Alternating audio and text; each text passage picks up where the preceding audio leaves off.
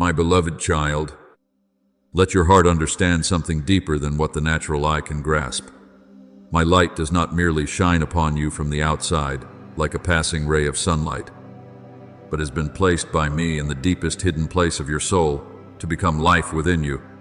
When you abide in me and allow me to abide in you, you are no longer merely someone searching for light in the long night, but you become the place where that light dwells, breathes, moves, and shines forth.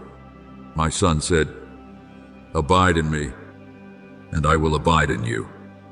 As in John 15, fear.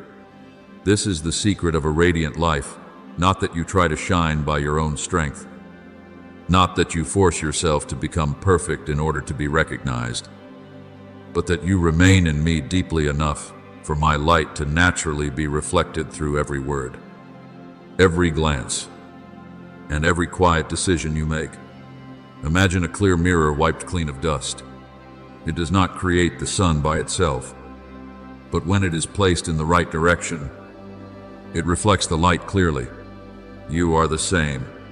When your heart is purified from pride, resentment, pretension, and the need to prove yourself before the world, my light will pass through you more purely. Every small thing in your life, when offered with love and humility, can bear the mark of heaven. A gentle word can soften a heart that has been closed. A compassionate look can remind a soul that they are still seen with mercy. A faithful act that no one notices can become a fragrance before me. For true light does not merely make others see you. True light makes them feel that I am near. But my child, that light must be guarded, not because I am weak, nor because darkness is stronger than I am, but because love requires a heart that knows how to remain. The lamp within you needs the oil of faith, the breath of prayer, and the living water of the Holy Spirit flowing through each day. Do not become so self-assured that you think because you shone yesterday, you no longer need to draw near to me today. Do not let small successes make you forget the source of the fire. And do not let failures make you think you are no longer allowed to return. Not by might, nor by power, but by my Spirit. Zechariah 4:6 declares, "Your lamp does not burn steadily because you are strong, but because you know how to return to the one who makes it burn." Remember Moses when he was on the mountain with me. He did not make his own face shine, nor did he stand before the people trying to appear holy. He simply remained in my presence. Listen to me. Receive my word. And when he came down from the mountain, his face shone so brightly that the people recognized that something of my glory had touched him. That light was not an outward ornament, but the trace of time spent near me. My beloved child, your life will be the same. When you spend time in my presence, when you allow my word to wash your mind, when you pray not only to ask for what you need, but to be transformed within, others will recognize in you a light that does not belong to this world. You may not see it in yourself, but the peace, gentleness, steadfastness, and mercy within you will testify that you have been with your Father. I want you to understand that the light within you is not meant only for private holy moments, but to go with you into every place where your life sets foot. When you enter a room filled with tension and still keep your words gentle, my light is present. When you face someone who has hurt you and do not allow bitterness to control your response, my light is overcoming the darkness. When you choose honesty where others easily compromise, choose forgiveness while still keeping wisdom, choose hope even though circumstances have not yet changed, your life becomes a lamp set on a stand. You are the light of the world. A city set on a hill cannot be hidden. As Matthew 5:14 declares, "I do not call you light because you have no weakness. I call you light because I live within you. Therefore, do not despise small things." The world often searches for light in what is dazzling, but I often shine through quietly obedient hearts. A hidden intercessory prayer can open a way for a weary soul. A meal shared in love can become a sign of grace. A silence kept at the right moment can prevent anger from causing deeper wounds. A tear turned into prayer can become water that refreshes the garden within you.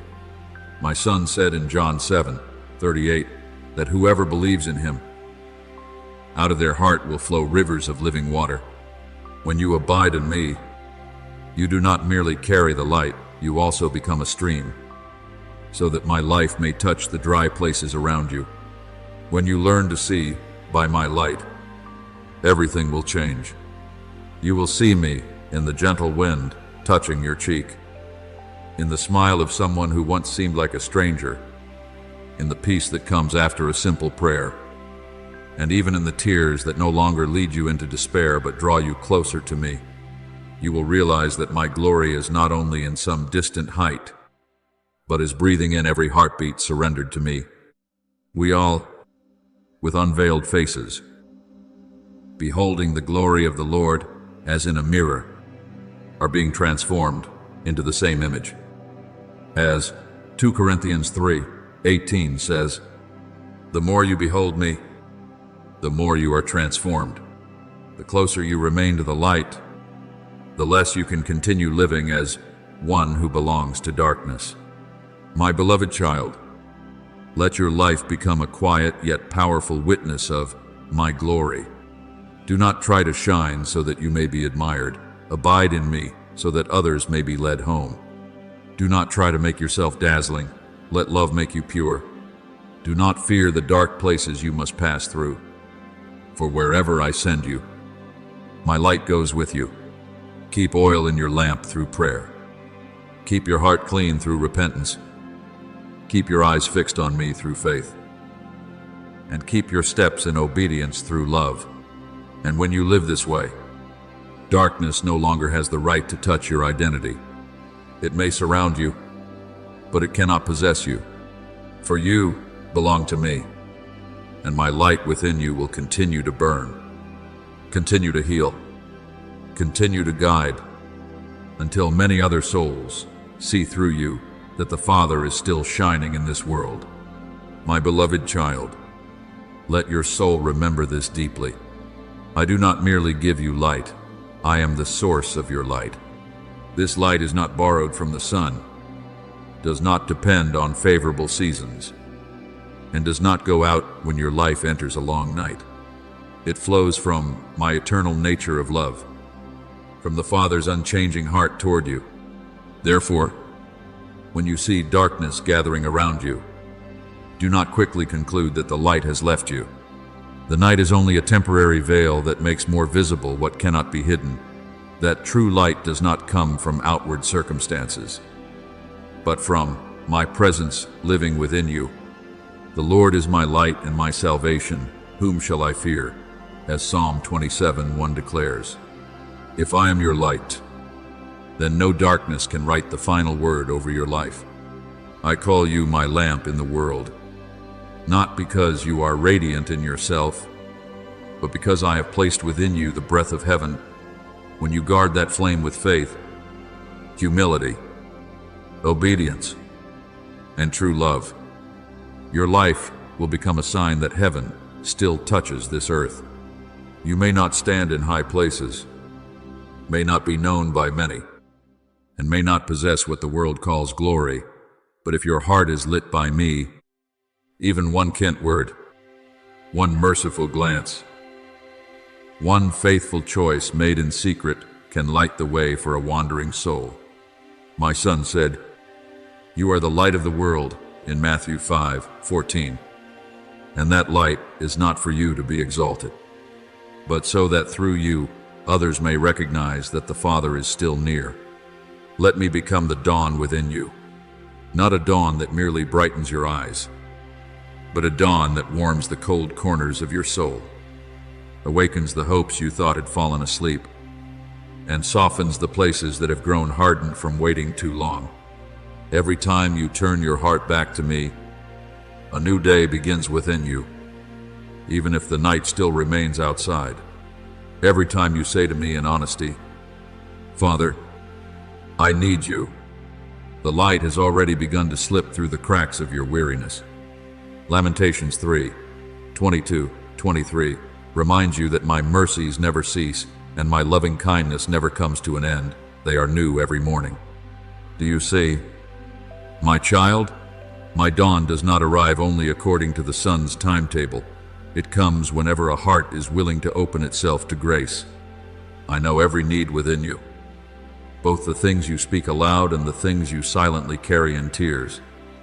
I know you need peace, direction, strength, love, and healing for the hidden places no one else can see.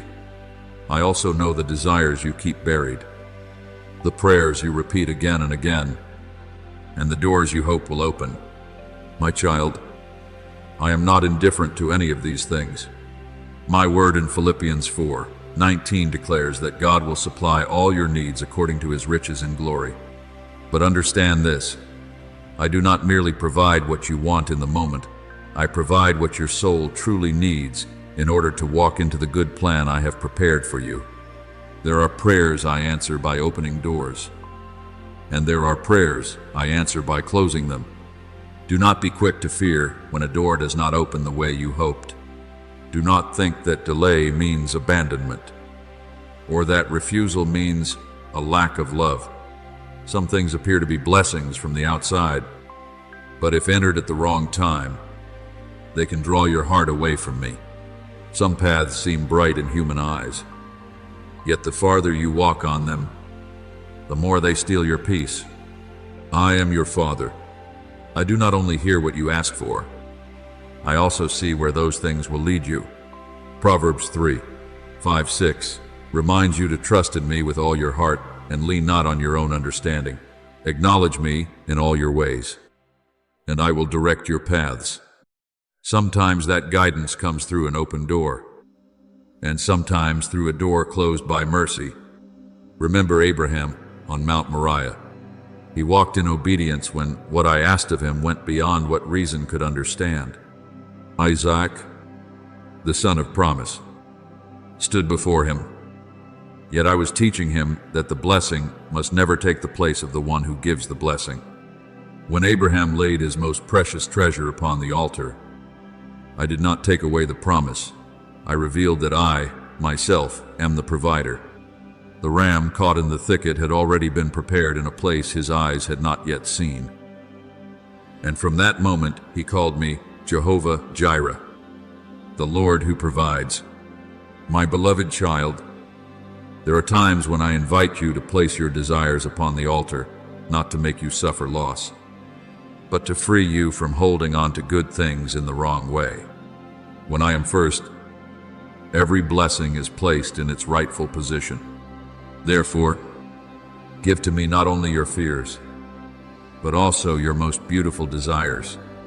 Surrender the plans you cherish, the doors you are waiting for, the people you want to keep, and the things you feel you cannot live without. I am not asking you to let go in despair, but inviting you to entrust them to me in faith. My will is not poorer than your dreams. It is broader, deeper, and wiser than anything you have ever imagined. Isaiah 55:8-9 declares that my thoughts are not your thoughts, and my ways are higher than your ways, as the heavens are higher than the earth. When you allow me to reshape your desires, you do not lose yourself. You are led back to a fuller version of who you were created to be within my plan. I will provide for you, but I will also purify what you seek. I will give you daily bread, yet I will also teach you to hunger for the living word. I will open the way where it must be opened, but I will also close paths where danger lies beyond what you can see. I will light your steps, not always with a light that reveals the entire journey at once, but with a lamp sufficient for the next step. Psalm 119:105 says that my word is a lamp to your feet and a light to your path. Trust in that step-by-step guidance. You do not need to see the whole road in order to know that you are safe. You only need to know that your Father's hand is holding you. My beloved child, let my light spread within you until every fear must retreat. Let me become the dawn in the places still dark, the warmth in the places still cold, and the life within the parts of you that you thought had withered away. When I close a door, do not remain standing before it in tears, as though your life ended there. Turn your face toward me, for I am opening another way, a better way for your soul, a path where my light guides each step, where my will does not crush your dreams but purifies them, lifts them higher, and causes them to bear fruit in the proper season. You are my lamp in the world, and when you remain in your Father's source of light, your life will not only be warmed, but will also become a dawn for souls searching for their way back to hope. My beloved child, let your heart understand that no intercessory prayer offered in love ever falls to the ground without meaning. There are prayers you have spoken through tears that seem to disappear into silence. There are names you have brought before me many times, yet outwardly nothing appears to change. There are situations you have placed into my hands day after day, and still your eyes see only dry ground, closed doors, hardened hearts, and hope growing thin. But my child, do not measure the power of prayer by the speed of what you can see. There are seeds I plant in hidden places before the harvest appears in the field. There are streams I have already caused to flow beneath the ground before you see green shoots rising through cracked soil. The prayer of a righteous person is powerful and effective, as James 5:16 reminds you, and that effectiveness is not always loud before your eyes, but it is always seen before my throne. When you intercede for others, you step into a very holy place. You no longer bring only your own needs before me, but also the souls who are weary, the families that are breaking apart, the lost who have wandered away, and the hearts that do not yet know how to name their pain. I hear every word you speak.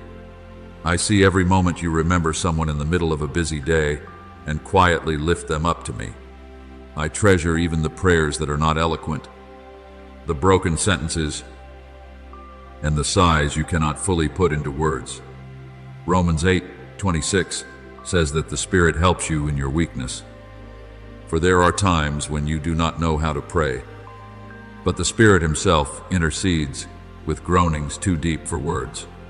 Therefore, do not think your prayer is small simply because it is not spoken with beautiful language. When it is born out of love, it has already touched my heart. Remember Moses when the people of Israel fought against Amalek. Down in the valley, Joshua held the sword and fought the battle, but on the hilltop, Moses lifted up his hands before me. When his hands were raised, my people prevailed. When his hands grew weary and lowered, the enemy advanced. Then Aaron and Hur stood beside him and held up his hands until the sun went down. My beloved child, that story in Exodus 17 teaches you that some battles are decided not only by what people see on the battlefield, but by hands lifted in prayer. There are people out there fighting battles without enough strength to stand on their own. There are souls growing weary in the midst of trials that no one else sees. When you intercede, you are like the one standing upon the hill, lifting your hands before me so that grace may make a way in a battle your eyes cannot fully see. Do not underestimate the words you speak. Your mouth can become either a stream of blessing or a source of wounds. Therefore, I want to teach you to pray not in order to control others according to your own desires, but to place them beneath my good and perfect will. I want your words to flow not from judgment, but from mercy, not to prove yourself right, but to open a way for healing, not to condemn those who are weak, but to call my life into the places within them that have grown dry. Proverbs 18:21 says that death and life are in the power of the tongue. So let your tongue be purified by my love, so that whenever you speak of others before me, you do not sow heavier burdens, but rather hope, peace, and light. There are people who have wounded you, and praying for them is not easy. I know that. I am not asking you to pretend the wound never happened, nor am I telling you to reopen doors that should remain closed in wisdom. But I am inviting you into a deeper freedom, the freedom of refusing to let bitterness determine your prayers. When you intercede for those who have hurt you, it does not always change them immediately, but it begins to release you from the chains of resentment. My son said, "Love your enemies and pray for those who persecute you." As written in Matthew 5:44, those words do not minimize your pain, but they open a path so that your heart will not be reshaped by the darkness of others. Interceding in love is not weakness. It is the strength of a soul that has surrendered judgment back into my hands. I want to give you eyes that can see the pain hidden behind behavior, the dryness beneath outward hardness, and the cry for help behind a person's coldness. Not so that you will excuse what is wrong, but so that you may pray with mercy instead of merely reacting out of hurt. When your eyes are washed by the Holy Spirit, you will no longer look at others as problems to remove, but as souls I am still calling home. Some people do not know how to pray for themselves, so I place them within your heart for you to lift before me. Some have wandered too far from the light, and a quiet prayer from you may become a small lamp set beside the road for them. Revelation 8:3-4 speaks of the fragrance of prayers rising before me. Believe that intercessory prayers offered in holiness do not disappear. They are kept in the place where I move and act. You may not immediately see change in the people for whom you are praying. At times they may still remain hardened. At times, circumstances may still move slowly. At times even you may grow weary from waiting. But I am working in ways your eyes cannot yet see. I can soften a heart that has long resisted. I can arrange a divine encounter at the right moment. I can place a reminder within their mind in the middle of the night. I can use your prayers like quiet rain falling upon dry ground until the day new life finally appears. Galatians 6:9 reminds you not to grow weary in doing good, for in due season you will reap if you do not lose heart. Intercession is also a form of sowing. Sow in faith, water with love, and entrust the harvest to me. Today, let your heart become an altar, and let your prayers rise as a fragrance before me. Say to me, "Father, teach me to pray beyond my own worries. Place within my heart the people who need to be touched by your love. Teach me to speak words that build up instead of words that tear down, to bless instead of curse, and to ask for healing instead of nurturing judgment within my heart." I will hear that prayer. My beloved child, I will make your mouth a channel of blessing, your heart a river carrying life, and I will use your quiet intercessions to water lands you thought had already become dry. Do not stop praying. Do not stop loving with wisdom. Do not stop lifting others before my throne. For many things you cannot yet see today, I am preparing to bloom in their proper season beneath the Father's light. My beloved child, continue to intercede even when your eyes cannot yet see anything moving. Do not think that silence on the outside means heaven is standing still. There are doors opening in the unseen realm when you kneel in love. There are chains weakening in the souls of others when you speak their names before me. There are seeds of life being planted into barren ground you thought had no hope left. I hear every prayer of intercession you offer, both the words spoken clearly and the sighs too deep to become sentences. As Psalm 141:2 says, "May my prayer be set before you like incense." The prayers you lift up in faith do not disappear into empty space.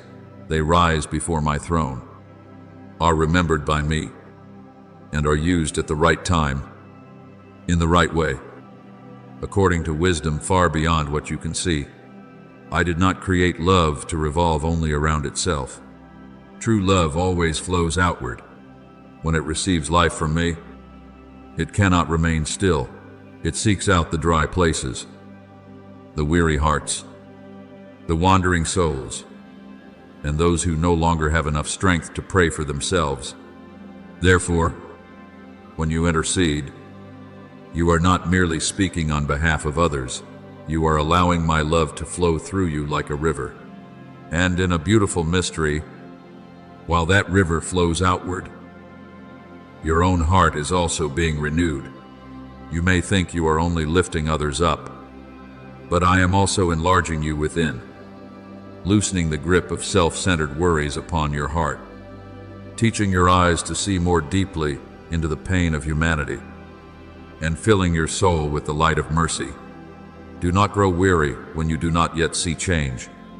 There are people for whom you pray who still remain far from me. Yet your intercession is becoming a quiet call along the road they walk. There are families you place before me that still appear broken. Yet I am working in depths your words cannot reach. There are situations you have placed into my hands that have not yet opened. But I am preparing what is right in its appointed time. Continue steadfastly in prayer. As Colossians 4:2 reminds you, and remain watchful in prayer with thanksgiving. That steadfastness is not about forcing me to follow your will, but about continuing to trust that I am working even when my ways remain hidden. Mature faith knows how to wait without releasing its hold on love. And my child, do not forget to give thanks.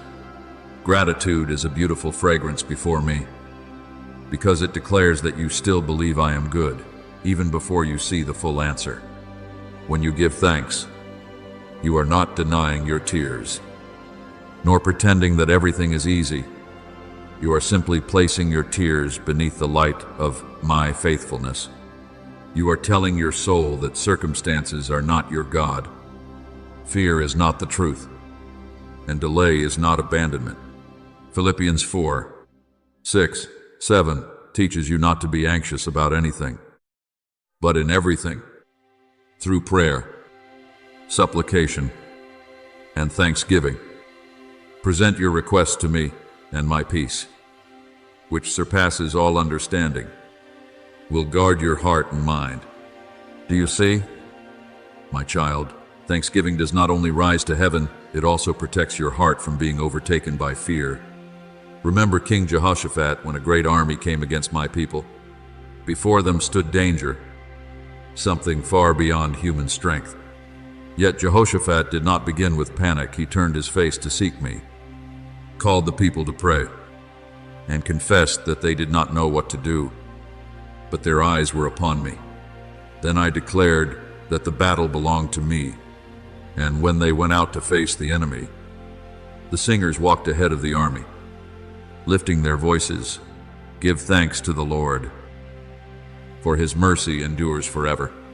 When praise rose before victory appeared, I moved and caused the enemy to be defeated.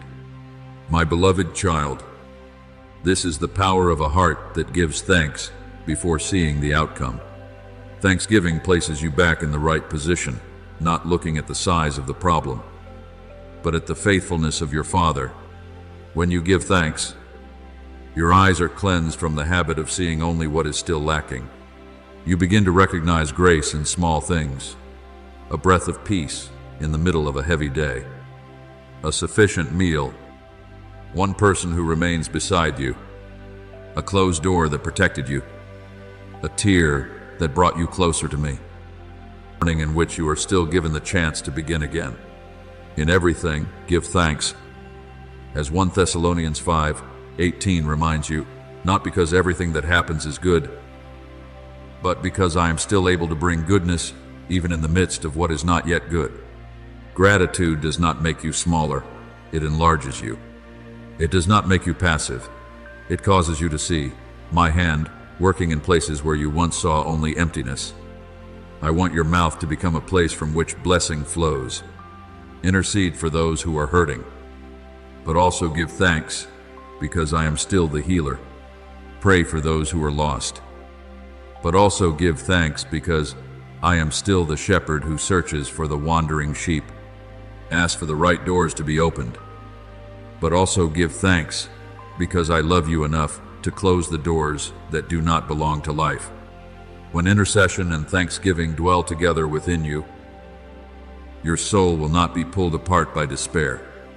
You will carry the burdens of others in love while still keeping your peace, because you know the final burden belongs to me. You are not the Savior. You are a child invited to participate in the flow of your Father's mercy. Therefore, continue to intercede. My beloved child, continue to give thanks. Let your heart become an altar where love rises like incense, where prayer flows like water, and where gratitude burns like a lamp that never goes out. Even if you do not yet see green shoots, believe that I am working beneath the soil. Even if you have not yet heard the answer, believe that heaven is not silent before your faith. I will use your intercession to sow life, your gratitude to keep your heart tender, and your very life to testify that in every season, your Father is still good, still faithful, still working, and still turning quiet prayers into harvests of healing, hope, and blessings in their appointed time.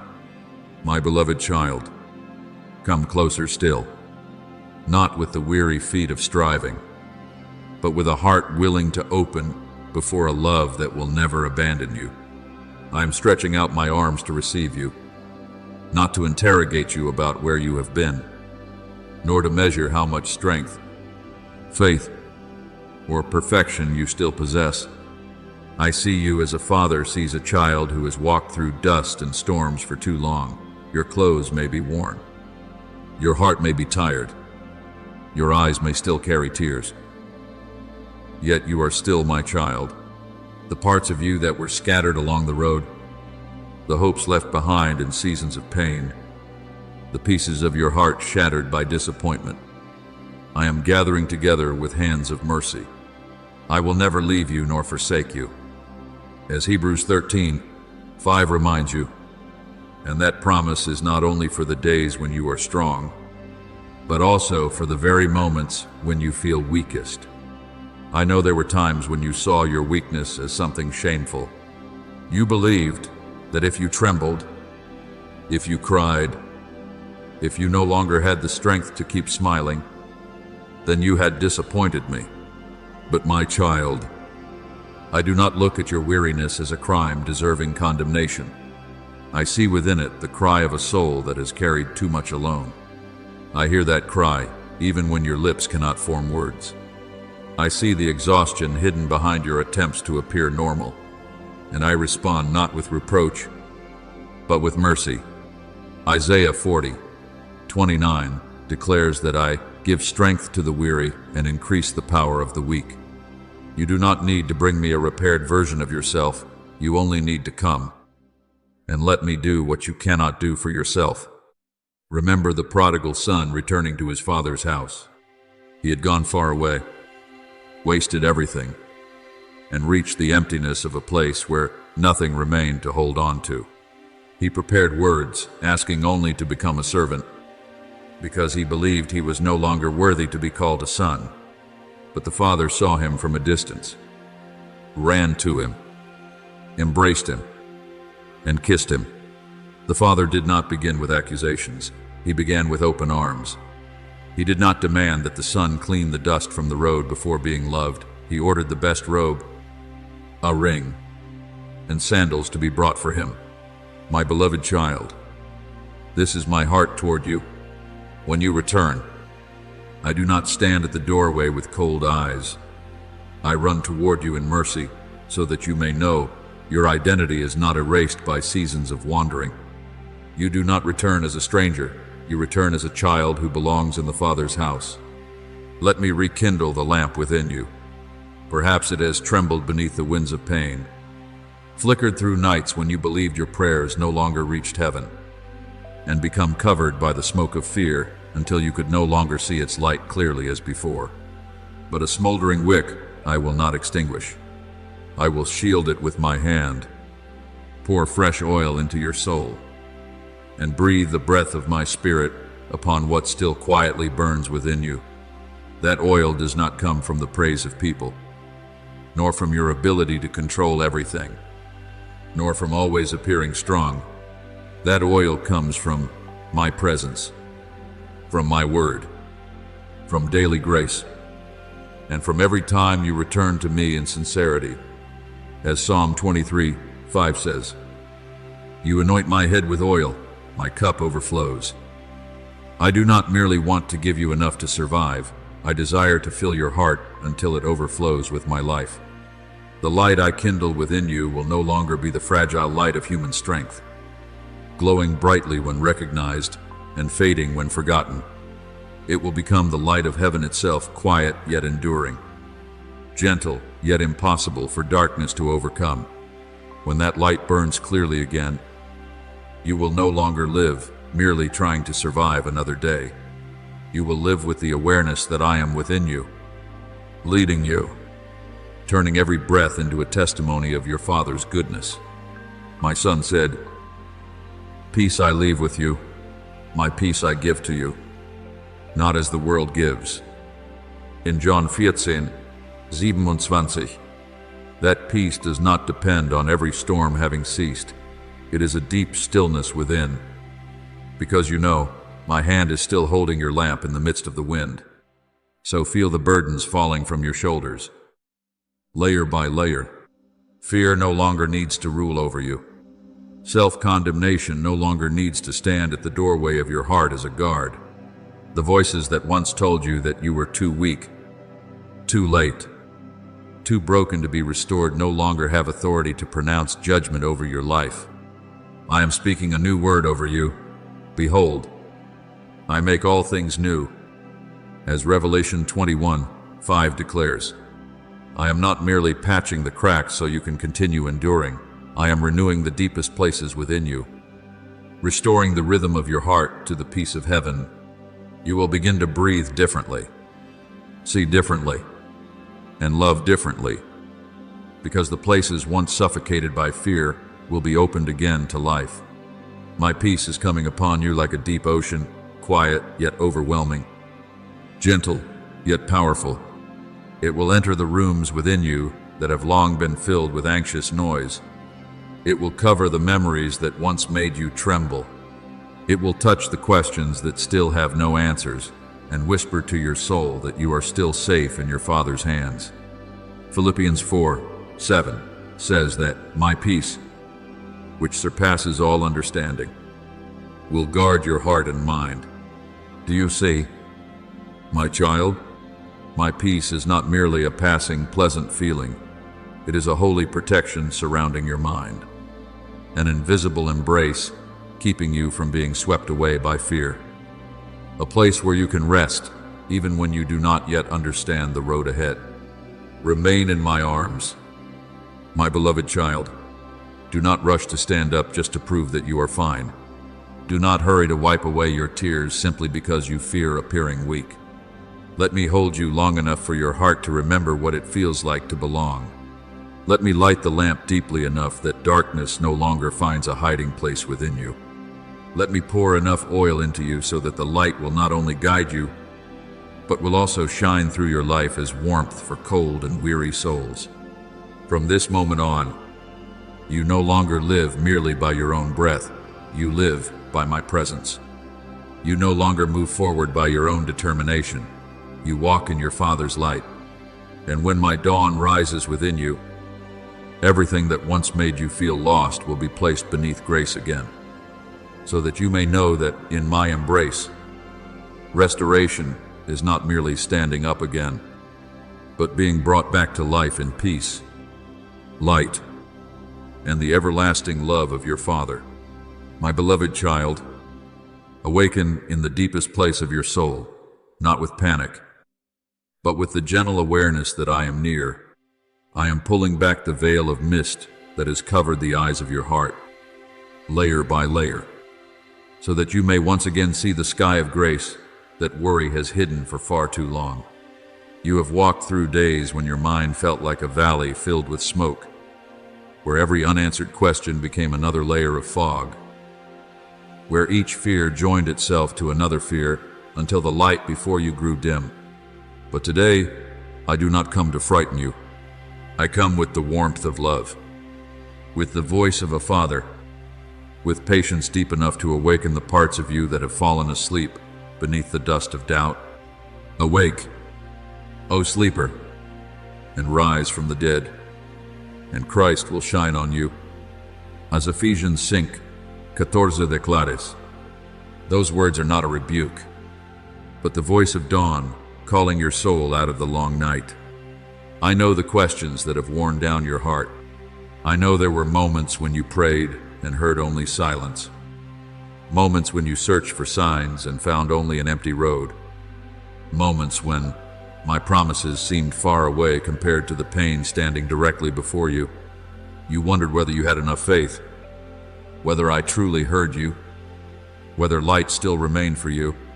But my child, do not fear your questions. A soul that still asks is a soul that is still searching.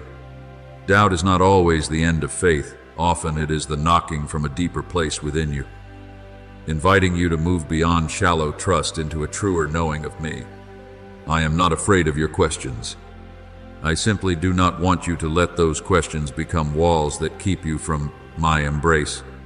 There is a kind of doubt the enemy uses to pull you away from me, planting bitterness within you, causing you to shut your heart against my word and call darkness the only reality. But there are also times when I allow you to face the shaking within yourself so that the roots of your faith may grow deeper. A tree only grows deep roots when the wind blows against it. Faith only matures when it no longer depends entirely on pleasant emotions, favorable circumstances, or immediate answers according to your own expectations. Faith is the substance of things hoped for, the evidence of things not seen. As Hebrews 11:1 reminds you, if you believe only when everything is clear, then your faith has not yet learned how to see through the fog.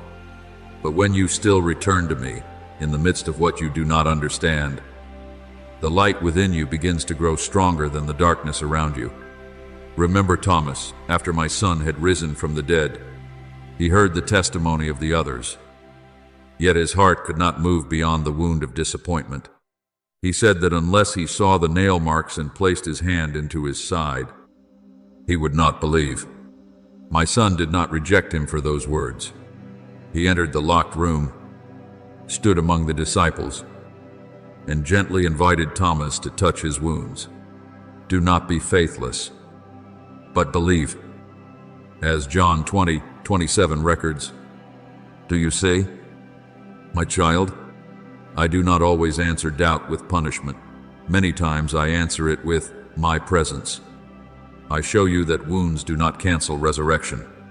What was crucified could not prevent glory from rising again. The wounds within your own story are the same. They are not proof that I have failed you, but places where you may encounter me more deeply. Therefore, do not run from my light. That light does not come to shame your weakness, but to untangle the cords of doubt that have wrapped themselves around your faith for too long. When I shine upon you, I do not make you smaller. I restore your vision.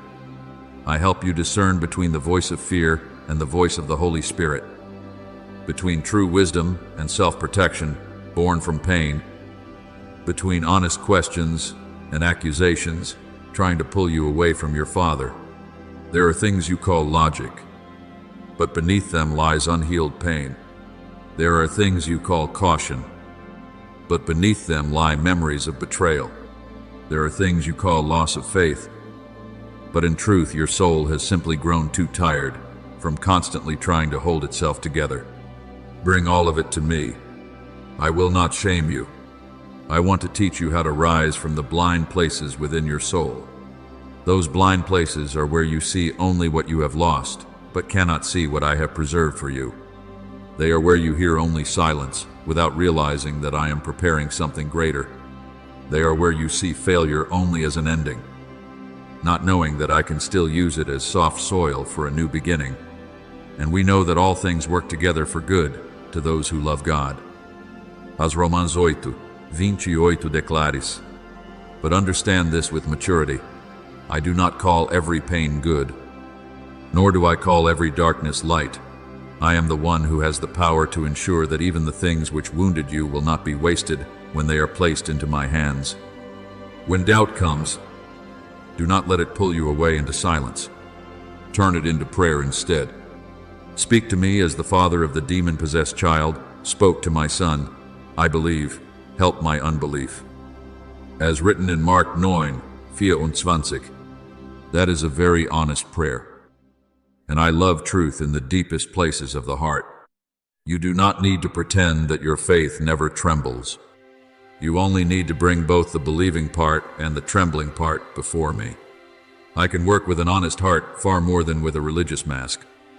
Even a small faith placed into my hands can open the way for miracles, because the power does not rest in the size of your emotions, but in the one to whom you are holding on. Let me breathe upon the places where your faith has grown cold. Let me remind you of the times I lifted you up before, the doors I once opened, the seasons I carried you through when you thought you would never survive them. Let me rewrite within your heart the memorials of my faithfulness, because sanctified memory becomes a lamp in nights of doubt. David spoke to his own soul, saying, "Bless the Lord, O my soul, and forget not all his benefits." La Psalm 103. Dos declares, when you remember me rightly, the fog begins to thin. When you remember that I have been faithful before, your heart gains strength to believe that I am still faithful, even when the present moment remains unclear. My beloved child, today, open the eyes of your spirit. Do not wait until every question disappears before stepping toward the light. Walk in the light, and many questions will find their rightful place beneath my presence. I am drawing back the veil of fog. I am calling you out of the sleep of anxiety, out of the locked room of self-doubt, out of the habit of bowing your head before what you do not yet understand. Rise up, not as someone who possesses every answer, but as a child who knows that the Father is holding their hand. The night may not yet be fully gone, but the dawn has already begun within you. And when Christ shines upon you, doubt will no longer be a prison, but a doorway through which your faith steps deeper into my love, my truth, and my everlasting life. My beloved child, I know there was a time when you believed with a very pure heart. You once heard my voice, and your soul trembled with hope. You once believed that I was preparing something great, that your life was not meaningless drifting, that a calling had been placed within you before you fully understood yourself. There were days when your faith shone like the dawn, and you walked forward with lifted eyes, trusting that my promises would bloom in their appointed season. But then the winds arose. The things you hoped for slowed down. The people you trusted wounded you. The doors you thought would open remained silent and still. The prayers you poured out through tears seemed to fall into a deep silence without reply. And within that silence, the fog of doubt began to descend, not like a violent storm, but quietly, until you began looking at my promises through weary eyes and asking yourself, did I hear wrong? I do not condemn you for having those questions. I know that a heart which has waited for a long time can tremble before silence. I know that when you see others entering into their harvest season, while you remain standing at the crossroads between trust and fear, your heart can ache as though you have been left behind. But my child, do not let comparison become the measure of my faithfulness. I do not work in every life according to the same rhythm, the same road, or the same season of blooming. Some seeds grow quickly upon the surface, but their roots are not yet deep enough to endure the wind. Other seeds remain hidden in the darkness of the soil for a long time, unseen by human eyes. Yet beneath the ground their roots are quietly growing deeper every day. To everything there is a season, and a time for every purpose under heaven.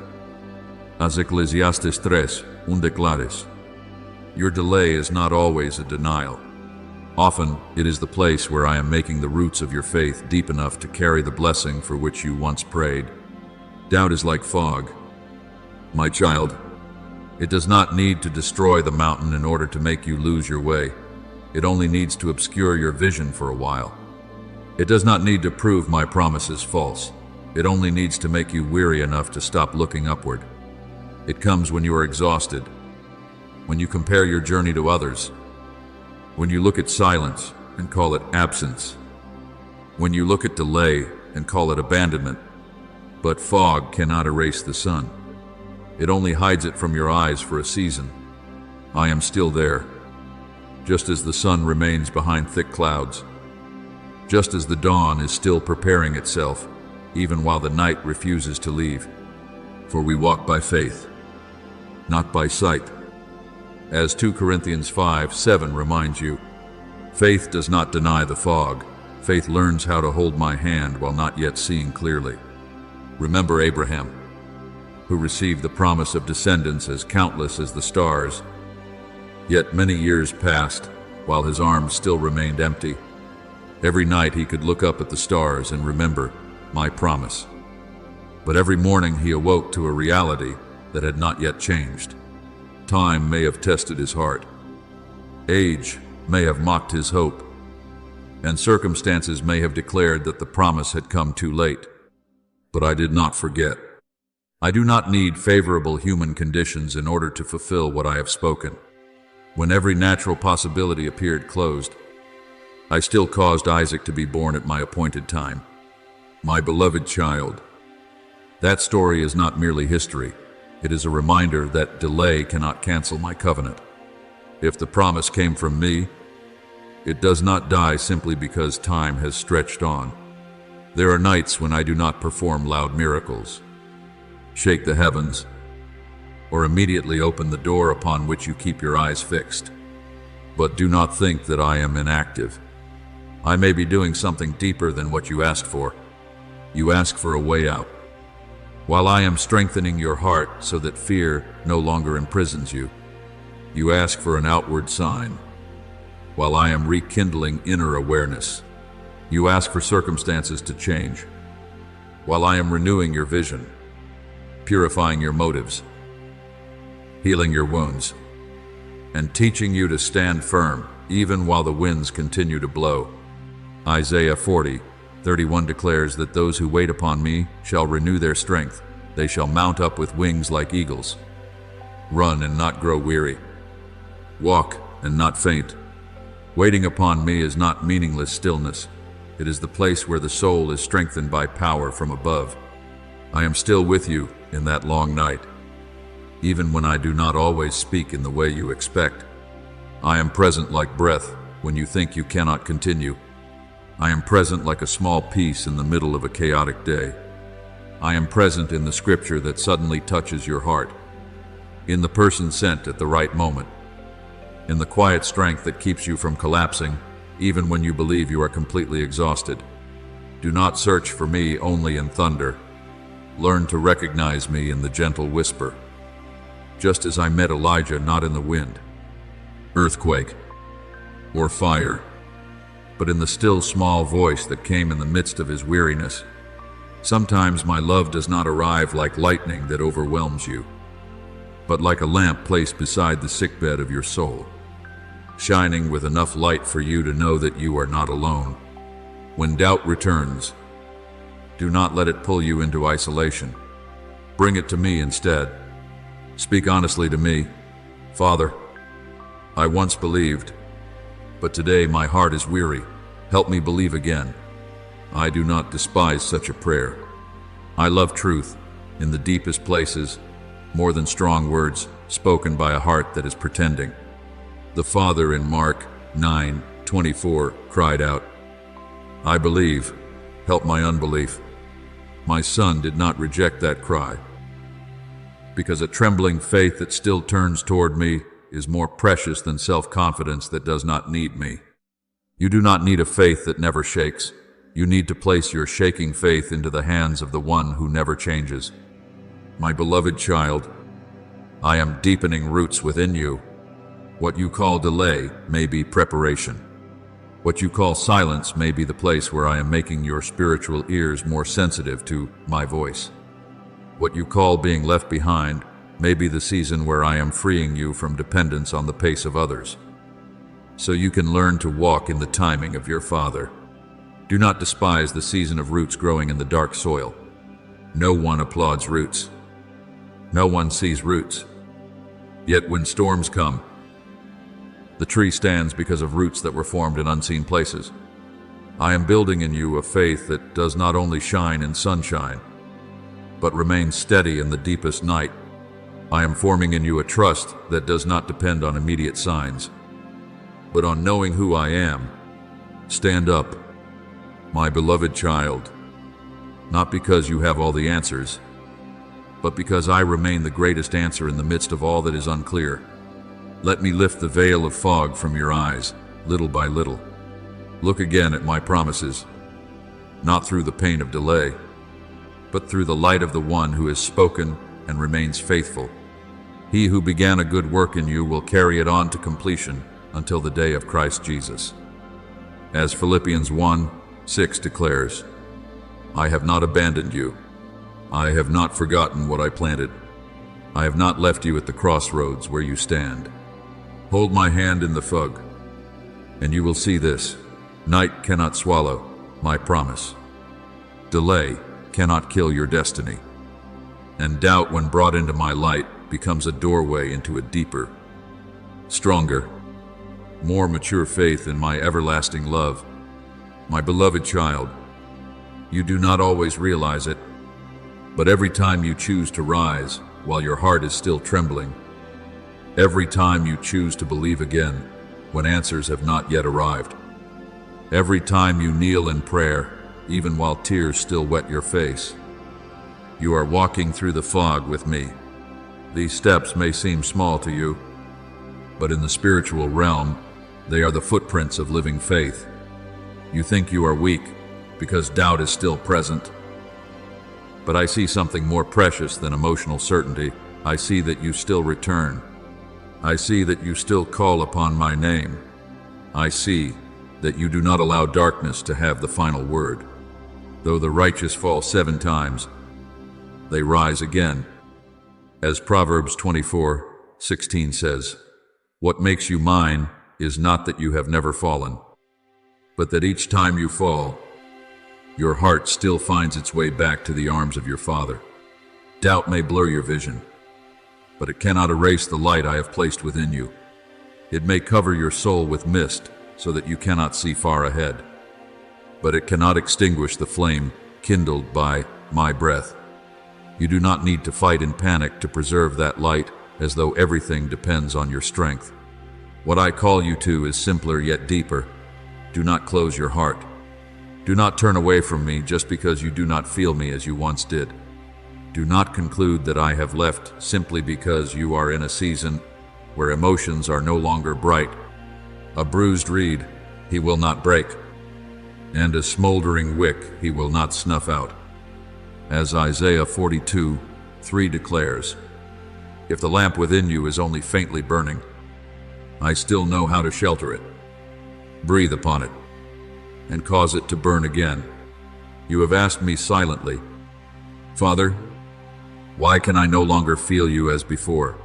And I answer you gently, because you have been looking too long at the fog instead of the dawn that is approaching. You have been looking at what is unclear, at prayers not yet answered, at silences that confuse your heart, and you have mistaken that for the whole reality. But fog is not the sky. It is only a temporary covering. Night is not your destiny. It is only the passage before light breaks through. I have not disappeared in the season when you cannot feel me. I remain the one who is close to the brokenhearted, the one who holds your hand when you no longer have strength to hold mine. The Lord is close to the brokenhearted. As Psalm 34:18 says, my nearness is not dependent on your ability to feel it, but grounded in the unchanging faithfulness of your Father. Remember the 2 disciples on the road to Emmaus after my son was crucified. They walked with heavy hearts. Their eyes were veiled, and their hope seemed dead. They spoke of disappointment, of what they had once expected, of dreams that seemed buried beneath the shadow of the cross. My son himself walked beside them, explaining the scriptures. Yet they did not recognize him at first. Only when he broke the bread were their eyes opened, and they realized their hearts had been burning within them as he spoke. My beloved child, there are times when I walk with you in the same way. You do not yet recognize me because your heart is still covered with mist, but my presence has never left your side. One day you will look back and say, my Father was with me all along that journey. Dawn does not fear long nights. It does not argue with darkness. It simply arrives at the appointed time, and darkness must retreat. So it is with your faith. It does not mature only in easy days, when everything is clear and prayers are immediately answered. True faith is formed in the moments when you have nothing left to hold on to except my word. It is deepened in nights when you cannot see the way forward yet still whisper, Father, lead me. It is refined when you no longer believe only because of blessings, but because you know I am faithful. For we walk by faith, not by sight. As 2 Coríntios 5:7 declares, you do not need to deny the fog, you only must refuse to let it determine your direction. There are lights within you that are struggling to break through exhaustion, fear, and unanswered questions. But understand this, that light is not struggling alone. I am the dawn rising within you. I am the one who parts the fog with mercy, little by little, until your eyes can see the path again. Every time you choose to pray, even when you feel nothing, a crack of light opens. Every time you choose thanksgiving in what you do not yet understand, the mist becomes thinner. Every time you choose my word above the voice of anxiety, your faith grows deeper roots. Those who wait upon the Lord shall renew their strength. They shall mount up with wings like eagles. As Isaiah 40:31 declares, that renewed strength does not always come as thunder. Often it comes as the ability to take one more step. So do not condemn yourself for walking through a season that is unclear. You have not lost your faith. You are learning to believe beyond feeling. You have not been abandoned. You are being led deeper into the awareness that I remain present even when my voice feels distant. You have not stepped away from the light. You are learning to distinguish true light from the false flashes that once made you dependent on fleeting emotions.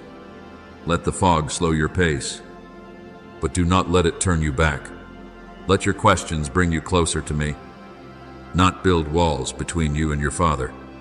When you do not understand, still come.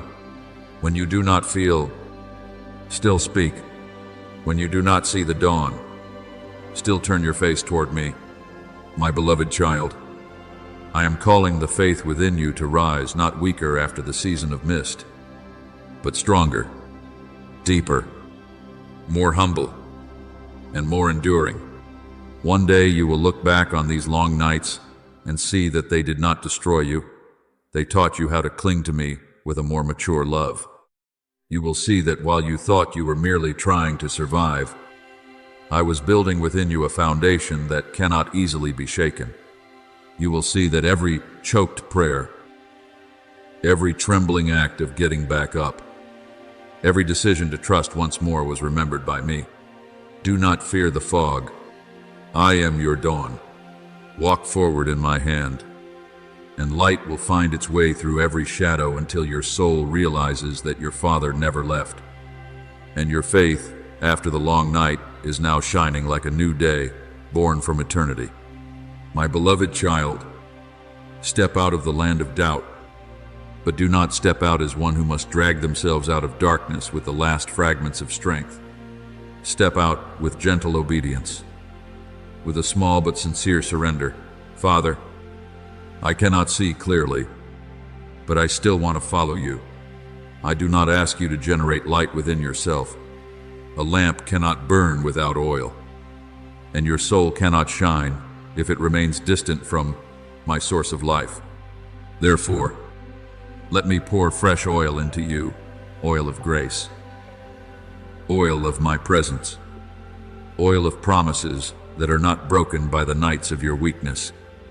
Zechariah 4:6 declares, "Not by might, nor by power, but by my Spirit." You are not called to overcome doubt by striving, but by allowing my Spirit to rekindle what has long been trembling within you. No fog is thick enough to keep me out of your life. No night is long enough to delay my arrival. You may think I am slow because you have waited too long in silence. But, my child, I have been coming in every breath that keeps you alive, in every heartbeat still holding on through exhaustion, in every tear you thought no one saw. I do not always come with thunder that shakes the sky, but with quiet strength that lifts you from a heavy morning. I come in a scripture that suddenly touches the exact place of your pain. I come in a small piece within your scattered thoughts. I come in the fact that you still want to seek me, even when your heart is tired. The Lord is close to the brokenhearted. As Psalm 34:18 declares, that nearness does not disappear simply because your feelings have not yet perceived it. I know doubt does not enter you with a roar. It rarely arrives as a clearly visible enemy. It comes as a whisper, sitting beside you in your weakest hours when your body is tired. Your mind is filled with fog, and your heart has little strength left to resist its questions. It asks, is it real? Did you hear correctly? Is your Father still there? Is that promise really for you? And in that moment, the light within you wavers. But hear me, wavering does not mean the lamp has gone out. A heart that still questions can still be a heart turning toward me. Doubt is not always a sign that you are far from me. Often it reveals a soul searching for a foundation deeper than emotion, deeper than habit, deeper than easy answers. Remember Jonah in the belly of the great fish. He ran from my call, went down into the ship, down into the sea, and down into the depths where no human eye could see. Yet even in the heart of that darkness, he prayed. That prayer did not rise from a bright temple, but from a place of confinement, helplessness, and shadow. And I heard him. Jonah 2 records that he cried out to me from his distress.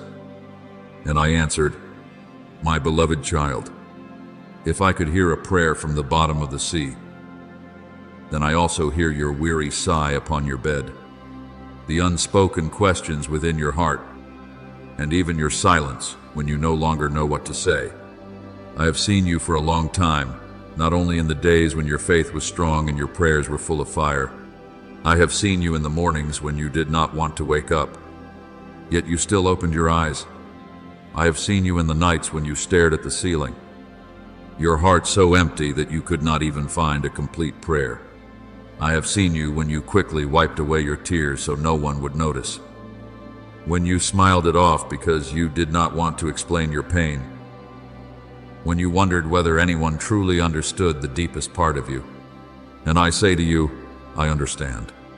I do not only see your tears, I know their source. I do not only hear what you say, I hear what you hide beneath your breath. You number my wanderings, put my tears in your bottle. Psalm 56, 8 declares, not a single tear of yours is forgotten before me. Therefore, when doubt comes, do not invite it to remain as though it were the master of your house. Turn its whispers into prayer. When it asks, is it real? Say to me, Father, remind me of what is true. When it asks, are you sure? Respond with trembling faith. My Father is faithful. When it says you are too weak to continue, let my word lift you. My grace is sufficient for you, for my power is made perfect in weakness. As 2 Coríntios 12:9 declares, you do not need to argue with every fog that passes through your mind.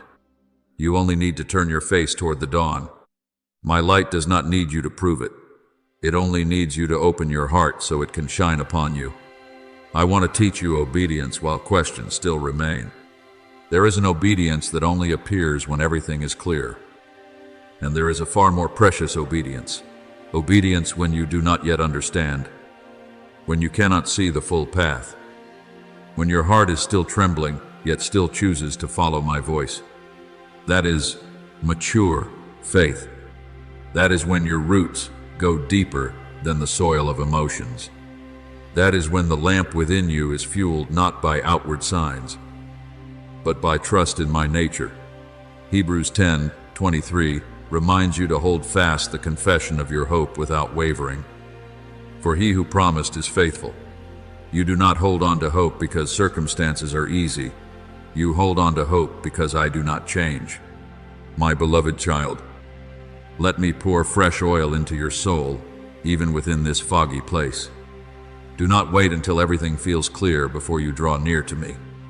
Do not wait until you have beautiful prayers before you kneel. Do not wait until doubt disappears before you believe that I still love you. Come to me with the truest part of your heart, tired, trembling, longing, confused, yet still wanting to hold the hand of your Father. I will not reject such a heart. I will breathe upon the smoldering wick. I will renew weary faith. I will teach you to step out of the land of doubt, not through loud declarations of confidence, but through small steps of obedience. And then you will see, not in one sudden moment of noise, but gradually, like a rising dawn, the fog will grow thinner. The questions that once paralyzed you will no longer rule over you. The nights that made you feel I was far will become memories of the places where I was quietly holding you. The tears you once hid will become witnesses that I was closer than you knew. Rise up, my beloved child. I am the light that never goes out. I am the one who comes at the appointed time. I am your Father who has seen you in both faith and doubt, in both dawn and deep night. Only do not close your heart. Return, and my light will find its way through every layer of fog until the lamp within you burns again with life, peace, and a faith no longer dependent on the darkness around you. My beloved child, do you still remember those first moments when your heart recognized me? Not through logical reasoning, nor through long explanations, but through a very gentle stirring deep within your soul. There were times you may have wept without understanding why the tears were falling, because they were not tears of despair, but tears of a heart touched by a love too tender to explain. In those moments, the eyes of your soul were as clear as morning water, and my light was reflected within you naturally, without striving, without doubt, without defense. You once knew me as close as your own breath. You once heard my voice in the smallest things. You once believed my love was real, not because someone proved it to you, but because your very soul had tasted my presence. Taste and see that the Lord is good. As Psalm 34:8 declares, and you have indeed tasted that goodness. But then life passed over you with many winds. There were words spoken that caused you to question your worth. There were moments of being left behind that made you wonder whether you were truly loved. There were disappointments that slowly blurred your vision, not in a single day, but gradually, like fine dust settling on glass without you noticing. Voices around you said you were not good enough, not strong enough, not beautiful enough, not worthy enough. Old wounds whispered that love always comes with loss, that hope only leads to deeper pain, that it is safer not to believe too deeply. And so the mirror within you became clouded. My light had not left, but you began to think it was far away, simply because your eyes could no longer see as clearly as before. I want you to understand this deeply. My light does not weaken because of your doubt. My love does not withdraw because your mind trembles. True faith is not a sky without clouds, but a soul that still knows how to turn toward the sun even when clouds remain. You do not need to be ashamed that questions arise within you. I am not afraid of your honest questions. What I do not want is for you to hide those questions from me, letting them grow in darkness into bitterness. When you doubt, bring your doubt into prayer. Say, Father, where are you in this? Open my eyes so I may see you. That question, placed in my hands, is no longer a wall. It becomes a doorway through which I enter and bring light into what feels unclear. Remember Peter on the sea in the night storm. When he saw my son and heard his voice say, "Come," he stepped out of the boat onto the water. That was living faith, bold, courageous, beyond natural reasoning. But when he looked at the strong wind and the waves, fear rose in him, and he began to sink. My son did not stand far away to condemn him for trembling. He immediately reached out and took hold of him. My child, you are the same. There were times you stepped out in faith, but then the winds of circumstance made you afraid. You looked at threats, delays, and possible failure, and your heart began to sink. Yet my hand has always been near. Matthew 14 is not only the story of a man with weak faith, it is the story of a Savior who does not let the one who is sinking be abandoned in the waves. Therefore, do not believe the voice that says, "Doubt has separated you from me." Doubt only distorts your vision. It does not remove my sight of you. You may not see me clearly, but I see you completely. You may not feel my love as before, but my love still surrounds you like the air you breathe. You may stand at the crossroads of your soul between fog and promise, but I stand before you, extending my hand, calling you to take one more step. Fix your eyes on Jesus, the author and finisher of your faith. As Hebrews 12:2 declares, when your eyes return from the waves to me, what once made you sink will no longer have authority over you. I see the battle within you. I hear the part of your faith that still wants to sing, even if its voice tremble. I also hear the voice of doubt trying to silence that song, telling you not to hope, not to pray, not to believe, because disappointment would hurt too much. But I speak to the weary part within you, rest under my love. And I speak to the faith within you, rise again. A small song in the night is still precious before me. A short prayer through tears still reaches my heart. A small step of trust while your mind trembles is still a seed of life. Faith comes by hearing, and hearing by the word of Christ. As Romans 10:17 declares, so let my word continue to nourish the faith within you that is still singing.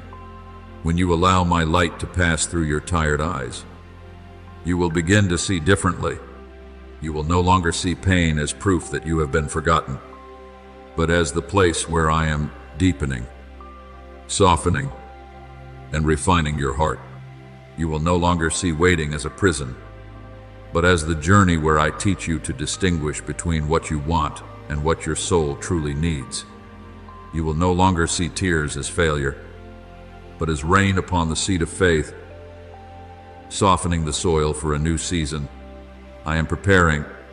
Psalm 126:5 declares that those who sow in tears will reap in joy. Not a single tear you bring before me is wasted. My beloved child, stop hiding from the very things that make you doubt. Bring them close to me instead. Let me wipe the mirror of your spirit clean from the dust of lies, from the mist of wounds, from the smoke of fear. I will not shame you for having once been shaken. I will use even that shaking place to teach you how to stand more firmly in me. Your faith after the fog will no longer be a faith dependent on initial emotions, but a faith that has come to know my nature. I am faithful when you do not feel me. I am near when you think I am far. I love you when you find yourself hard to love, and I hold you when you are no longer able to hold yourself. Take my hand. Dawn does not argue with fog. It simply arrives, and the fog dissolves. I am that dawn within you, and my light will lead you until the eyes of your soul become clear again, not because they were never covered, but because they have been cleansed by the Father's everlasting love. My beloved child, listen to this with a watchful spirit, but do not let your heart be afraid. There are shadows that do not hate you because you are weak, but because of the light I have placed within you. There are forces that do not target you because you are insignificant, but because they recognize that you carry the mark of your Father, the breath of life, and a calling that does not belong to this world. The enemy does not always need great falls to mislead you. Often, a small thought is enough, a subtle doubt, a quiet whisper that seems harmless, that you are not good enough, that it is too late for you, that my promises no longer apply to you, that you are not as loved as before. But my child, recognize that voice. It is not from me, for my word does not crush your identity. It corrects to restore. It illuminates to set free. And it calls you to rise in the dignity of a child who belongs to the light. I do not speak this to make you live in fear, or to cause you to look around in suspicion, or to imagine that darkness has greater authority than grace. No, my beloved child, I speak so that you may be awake, because a vigilant soul is one that knows how to guard what is precious. Be sober-minded and watchful. Your adversary, the devil, prowls around like a roaring lion, seeking someone to devour. As 1 Peter 5:8 declares, but hear what I also place in your heart. He looks for entry, but not every door belongs to him. He only gains ground when you agree with lies. He only finds space when self-contempt, fear, and doubt become the voice guiding your soul. There are battles that do not appear as open warfare, but like a fine mist settling over your mind day by day. One comparison makes you feel small. One memory of failure convinces you that you cannot rise again. One delay causes you to wonder if I have forgotten you. One cold glance from others makes you question whether you are truly loved. And if you do not bring these things into my light, they slowly form a layer of fog over the mirror of your soul, until you can no longer clearly see my image within you. But do not confuse accusation with truth. There is now no condemnation for those who are in Christ Jesus. Romans 8:1 declares, when a voice brings only shame, contraction, despair, and distance from me, know that it is not the voice of your Father. Remember Eve in the Garden of Eden. The enemy did not begin with open evil, but with a question that distorted my image. Did God really say? He planted doubt about my word, then doubt about my goodness, as though I were withholding something good from humanity. From one distorted question, the door opened to disobedience. My beloved child, that strategy has not changed. He seeks to make you doubt my word, doubt my love, doubt the identity I have placed upon you. He knows that if you forget who you are in me, you will begin to live as though you have no Father. Therefore, return to what has already been spoken, to the unchanging truth. You were created in my image, redeemed by my love, called by my name, and held securely in my hand. Do not allow him to touch the heart that I have sealed with my light. Ephesians 1:13 declares that you were marked with the seal of the promised Holy Spirit. That means your deepest identity does not rest in human opinions, not in your weakest days, not in past failures, nor in whispered accusations of the night. You belong to me. When you lower yourself with words I have never spoken over you, you are not only harming your heart, you are forgetting the holiness of my image within you. When you say you are useless, I remind you that I have placed gifts within you. When you say it is too late, I remind you that my timing is never limited by human delay. When you say you are no longer chosen, I remind you that my gifts and my calling are irrevocable. As Romans 11:29 declares. Therefore, you must learn to resist, not with panic, but with truth. When lies come, do not sit down and negotiate with them. Do not let them build a home in your mind. Answer them with my word, as my son did in the wilderness. When the tempter came after 40 days, he also tried to distort identity. If you are the Son of God, but my son did not prove himself through spectacle. He stood firm in what is written. So it is with you, my beloved child. When the inner voice asks, if I am truly loved, why do I still hurt? Answer with the truth that I am near the brokenhearted. When it says, if I am truly called, why am I still waiting? Answer that I am completing the good work in you at the appointed time. When it says, I am not strong enough, answer that my power is made perfect in weakness. I am a firewall around you. As Sicheria Dos 5 declares, that I will be a wall of fire around you and the glory within you. You do not fight alone in the night. You do not stand exposed before the whispers of darkness. I am around you to protect you, within you to ignite light, before you to guide you, and behind you to uphold you. But you must also choose to stand in truth. Guard your mind with my word. Guard your heart with prayer. Guard your lips from repeating lies about yourself. Do not assist the enemy by speaking what I have not spoken. Do not call yourself a failure when I call you restored. Do not call yourself forgotten when I call you by name. My child, stand up in the holy recognition that the light within you is greater than any darkness outside, not because you are strong in yourself, but because I live within you. The one who is in you is greater than the one who is in the world. As 1 John 4:4 declares, let this word become both the sword in your hand and the shield around your heart. When darkness knocks through accusation, let truth answer. When doubt tries to make you bow your head, lift your eyes to your Father. When self-contempt tries to drag you into the past, remember that I have called you into new life. Your heart belongs to me. The light within you belongs to me, and what I have ignited, I will preserve, strengthen, and use to shine upon many other souls who need to know that darkness never overcomes the light of the Father. My beloved child, do not fear when questions remain unanswered within you. Do not quickly condemn yourself just because your heart trembles before what you do not yet understand. Doubt is not always the sign that faith has died. Often it is the place where faith is brought into fire to be refined, so that what is only temporary emotion is burned away, and what is truly rooted in me becomes purer and more enduring.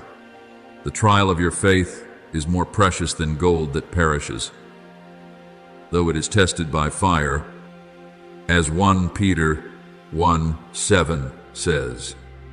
You see, gold is not destroyed by fire. Fire only reveals its true value.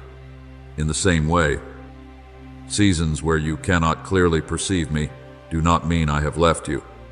They may be the seasons where I am making your faith no longer dependent on feeling, ease, or outward signs, but anchored deeply in my faithful nature. When I look at you, I do not see you as you see yourself in weary days. You see dryness. I see an underground stream being formed. You see trembling. I see a heart that has not let go of me. You see fog.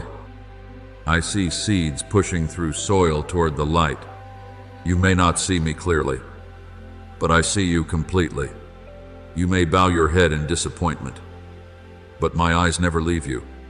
You may struggle to form complete prayers, but I hear even the sighs within your chest. Psalm 112 says that even darkness is not dark to you. Night shines like the day.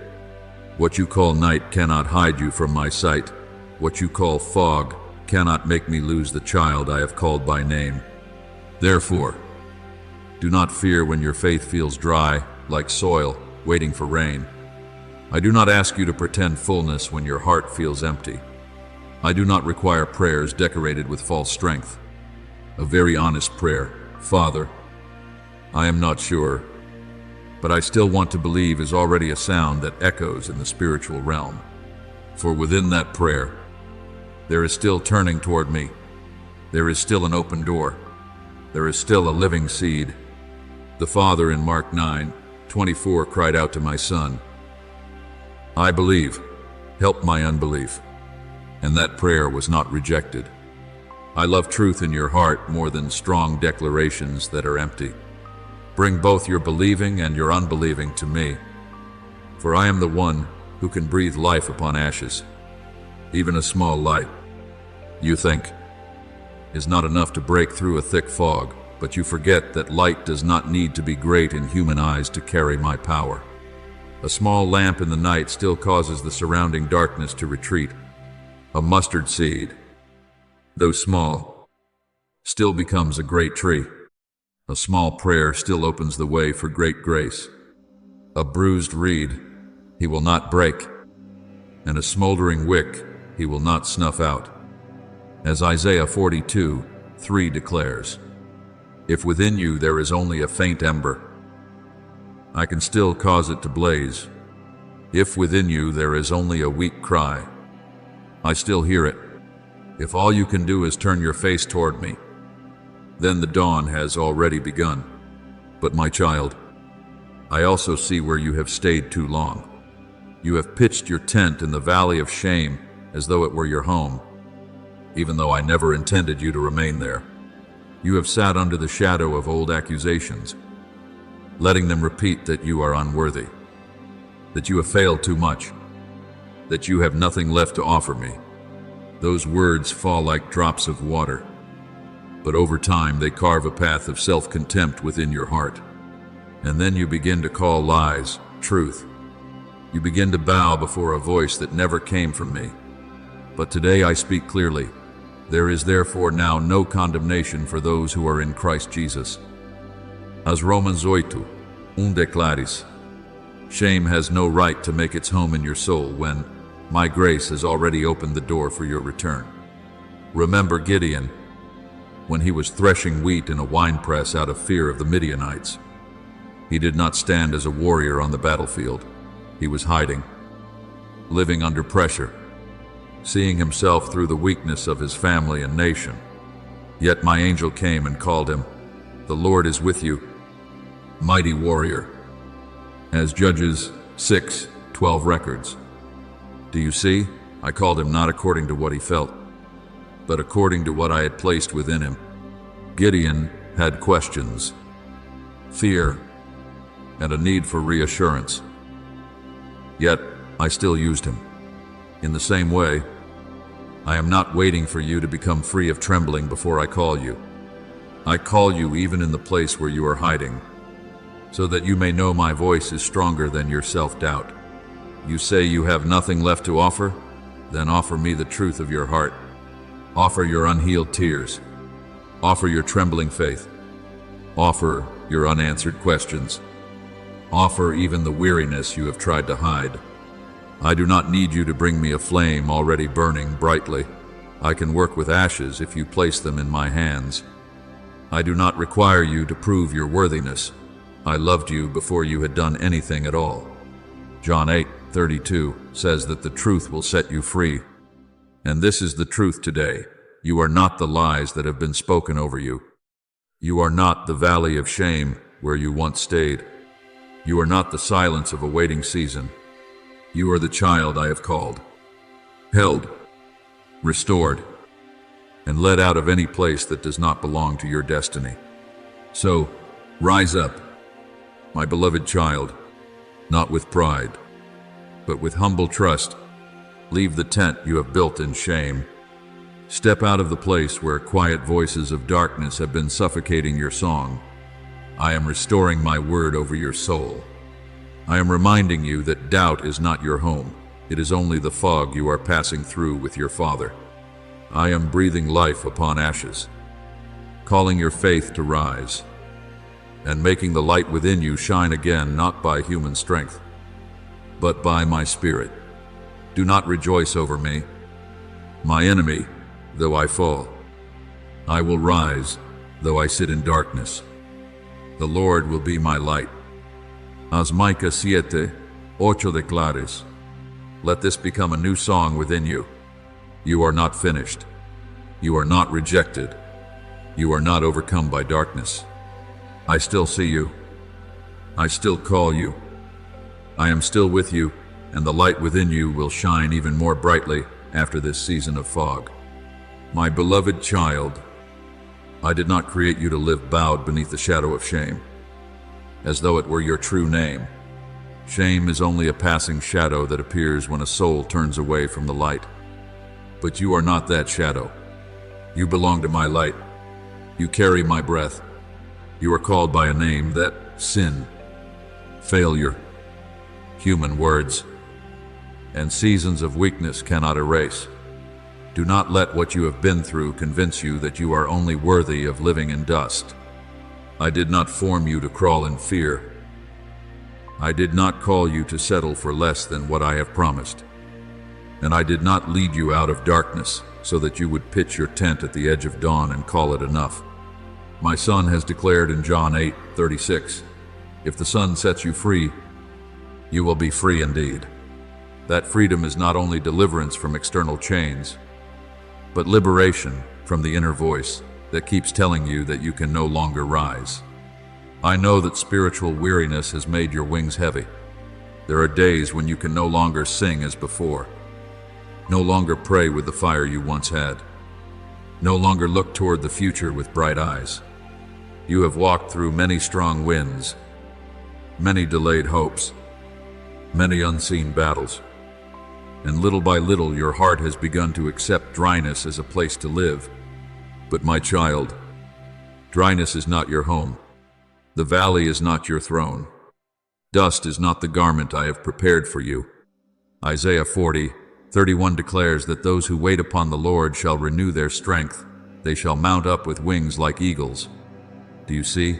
I do not only want you to take another step forward, I want to restore within you the ability to soar by the power of my Spirit. Do not allow voices that do not come from my throne to define you. There are words spoken over you in moments of carelessness that you have carried like lifelong verdicts. There are failures that were only one chapter in your story, yet you have allowed them to rewrite your entire identity. There are memories that should have been brought to me for healing, but instead you stored them as evidence against yourself. Today I speak over you the same word that called light out of darkness. You are not the product of mistakes. You are the evidence of grace. For we are His workmanship, created in Christ Jesus for good works. As Ephesians 2:2 declares, you are not a discarded fragment of a life. You are a work I am still completing. Remember Lazarus, who lay in the tomb for 4 days, when everyone believed the story had already ended. Outside there was a stone. Within there was silence, and all around there were tears and the smell of death. But my son stood before the tomb and called, Lazarus, come out. That voice was stronger than the grave, stronger than delay, stronger than every human conclusion. And the one who was dead walked out, still bound in grave clothes, yet already called back into life.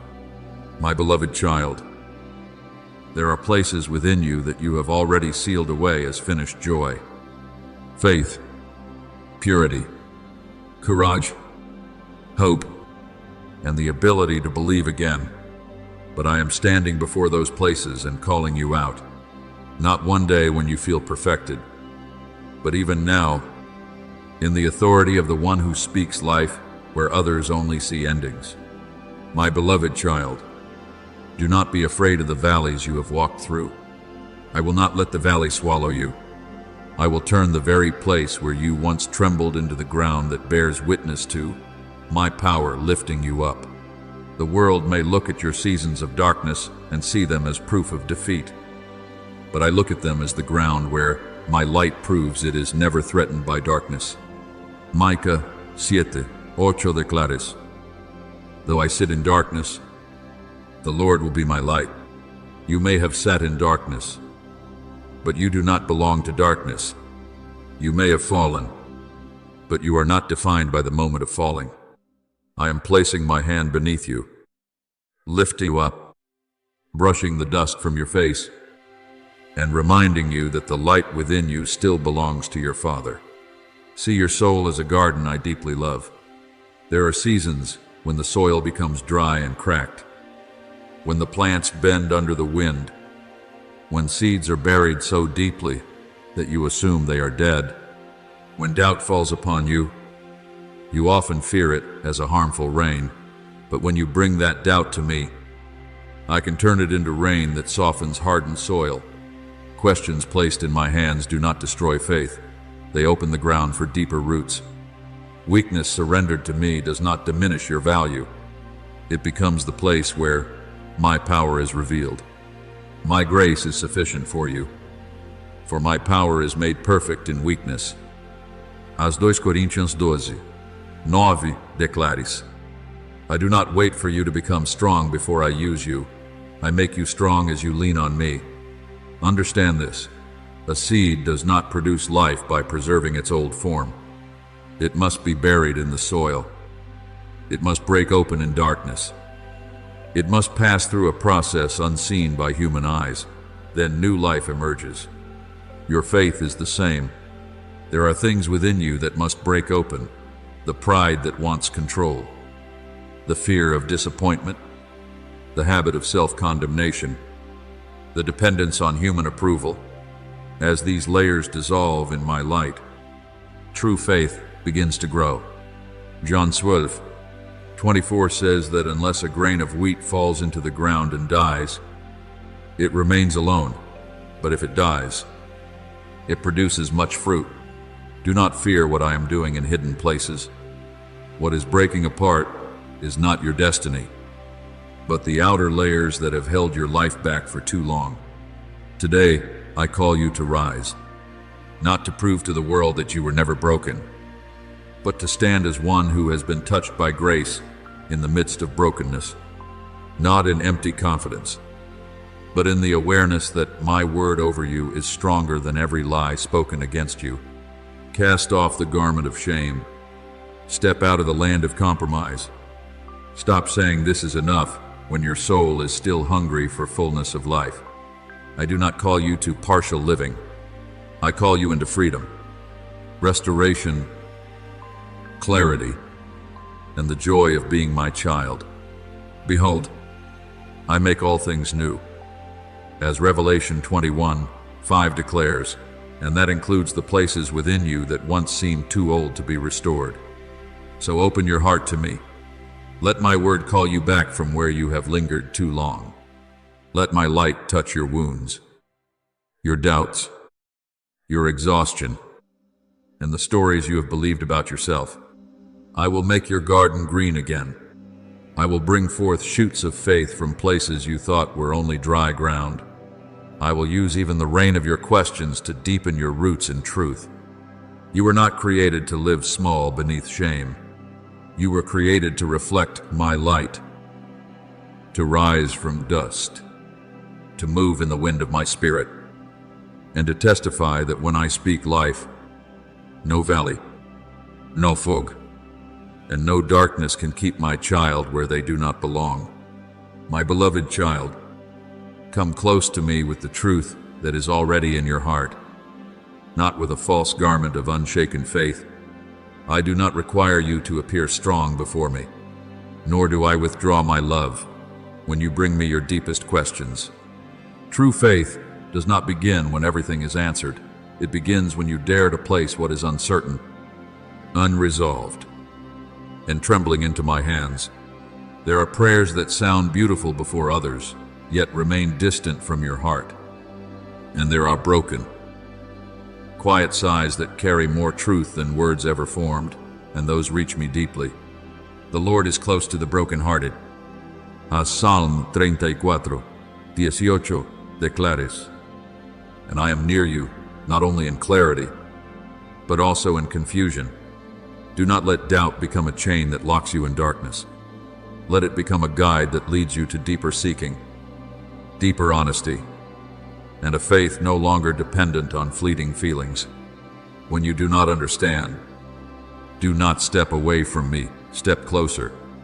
When your heart asks, "Where are you in this?" that very question becomes an open door. I am not afraid of your questions, because my truth is not fragile. James 1:5 says that if anyone lacks wisdom, let them ask God, who gives generously without reproach. You see, I do not condemn you for needing light. I invite you to receive it. My beloved child, I know there are questions within you that have lingered for a long time. You see, the wicked seem to prosper while the sincere suffer, and your heart becomes troubled. You wonder why a genuine prayer must wait so long, why those who love are wounded, why injustice continues before your eyes. My child, I have heard those questions even before you dared to speak them. I hear them in the nights when you stare into silent skies. I hear them when you wipe away your tears and try to continue as though nothing is wrong. I hear them even when you fear that speaking honestly will make you seem weak in faith.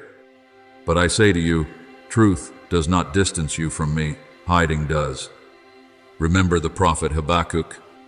He also saw violence, injustice, and wrongdoing that grieved his soul. He cried out to me, "How long, Lord? Must I call for help and you do not listen?" As recorded in Habakkuk 1:2. He did not bring me a polished prayer shaped by appearance. He brought me his real confusion, and I did not cast him away. I told him to stand watch and wait for what I would speak. Then I declared that the righteous shall live by faith. As Habakkuk 2:4 says, "My beloved child, some of my answers are not given to satisfy impatience, but to rebuild the foundation of the soul. You will live not by what you fully understand, but by the one you know to be faithful." Faith is not the denial of existing darkness. Faith is knowing that darkness is not God. Faith is not pretending that pain does not hurt. Faith is bringing that pain into my presence and trusting that I can redeem it. Faith is not the absence of questions. It is when your questions do not remove you from my arms. My son in Gethsemane also prayed in deep anguish, "Father, if it is possible, let this cup pass from me, yet not my will, but yours." As Matthew 26:39 records, even in perfect obedience, there was still a prayer of suffering, so do not despise your tears. When they are brought to me, they do not diminish your faith, they make it more real. There are times when my silence confuses you, but silence does not mean absence. The refiner does not leave the furnace in the middle of purification. He watches until the gold reflects his image.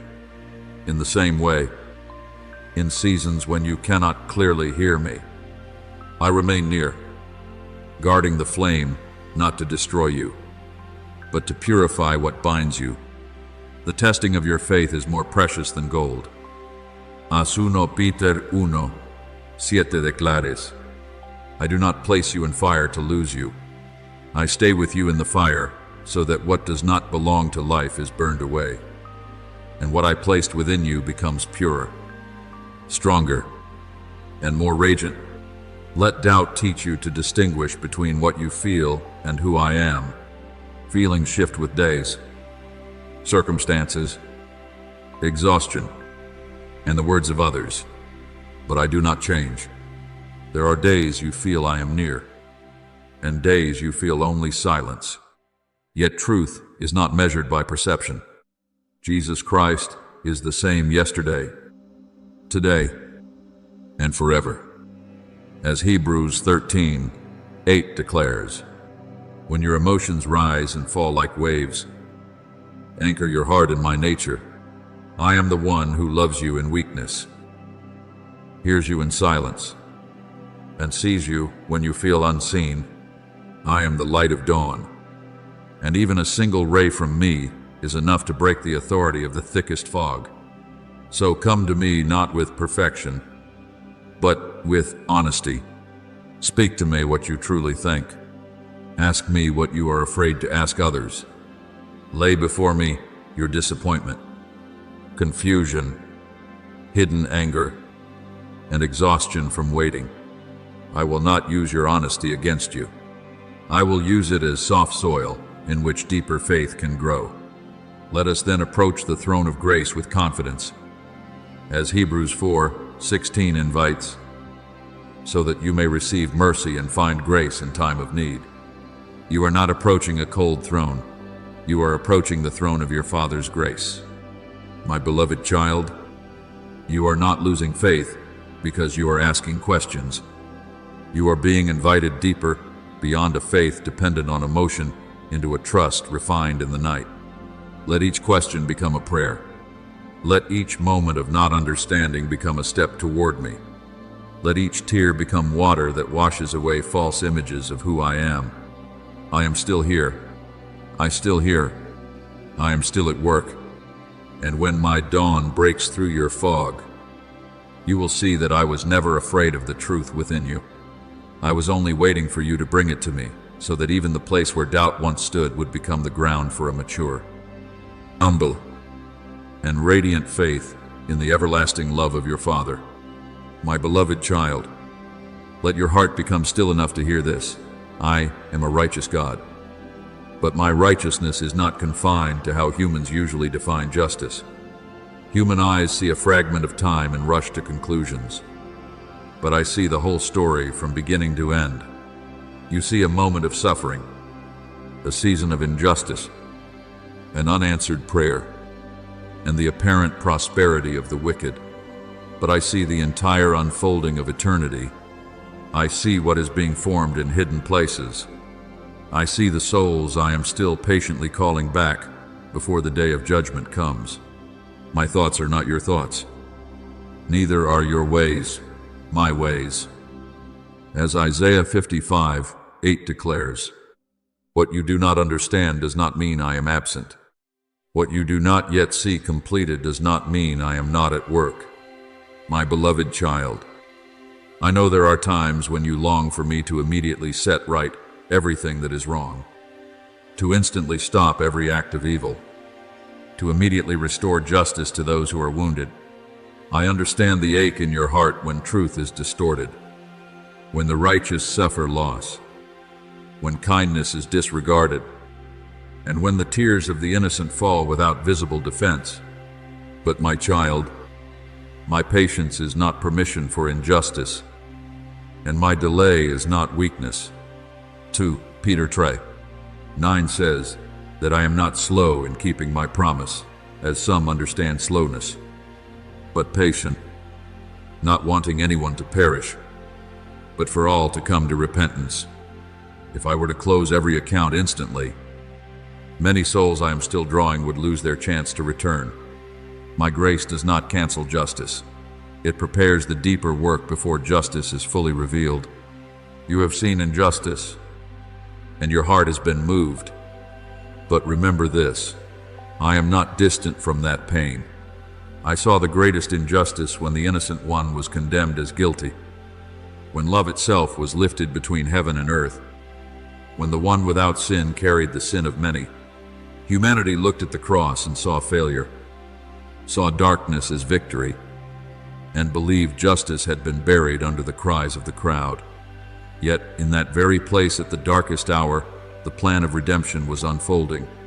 Where love was crucified, love was victorious.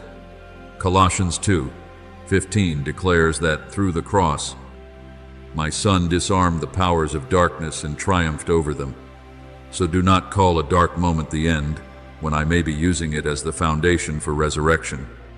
Remember Joseph, sold by his own brothers, separated from his family, falsely accused, and forgotten in prison. If you only observe each moment separately, you would only see injustice, a betrayed son, a wrongly condemned man, a promise seemingly delayed. Yet I was with Joseph in slavery, in prison, and in the silent years when no one called his name, and at the appointed time, what was meant for harm became the very path I used to save many lives from famine. In the end, Joseph said, "You intended to harm me, but God intended it for good." As Genesis 50:20 declares, "My beloved child, this does not mean betrayal is good, but that my power is greater than betrayal. I can redeem evil without calling evil good. There are things I allow you to walk through, not to crush you, but to open your eyes to a deeper dimension of my love. If you only know me in calm days, you may think peace is the only proof of my presence. But when storms rise and you still find my hand holding you, you will know I am not only your father in green pastures, but also in the valley of the shadow of death." Psalm 23 does not say you will never walk through the valley, but that when you do, you will not fear, because I am with you. You do not learn steadfastness by avoiding every wind. You learn it when your roots go deeper into me while the wind is still blowing. I do not test you to punish you. My discipline is not the hand of anger seeking to wound you, but the hand of a father shaping what is within you so that you may live more fully, more freely, and more maturely. Hebrews 12:6 says that I discipline those I love, as a father disciplines his child, but you must understand this discipline through my heart of love, not through fear. There are things I remove from your hands because keeping them would weaken you. There are doors I close because beyond them is a path that would drain your soul. There are seasons of waiting because I am doing something in you greater than the answer you asked for. You may ask only to escape the fire, but I desire to meet you within it, so you may know that the fire has no authority to destroy what belongs to me. My beloved child, there are seasons when I do not speak in the way you are accustomed to hearing, not because I have moved away, but because I am teaching your soul to recognize me at a deeper level. You often desire that I would speak through immediate signs, through doors opening at once, through answers that quickly relieve your heart. But there are times when I lead you into silence, so that you may learn that my voice is not only found in outward sound, but also in the quiet peace placed within the deepest place of your being. When all external noise fades, when familiar supports no longer feel stable, when you can hold on to nothing except my hand, it is there that you begin to hear with a different ear, the ear of faith. Be still and know that I am God. As Psalm 46:10 declares, that stillness is not emptiness, but the holy room where your soul learns to recognize the breath of your Father. There are moments when I allow you to experience loss so that you may discover what cannot be taken from you. What you once held tightly can change. People can leave. Human promises can fade. Circumstances can shift in a single day, but I remain unchanging, unmoved, never withdrawing, my love, simply because you are weak. You have often placed your sense of safety in a person, a result, a door, a plan, and when those things tremble, it feels as though your entire foundation collapses. But I am teaching you to build upon the rock, not upon sand.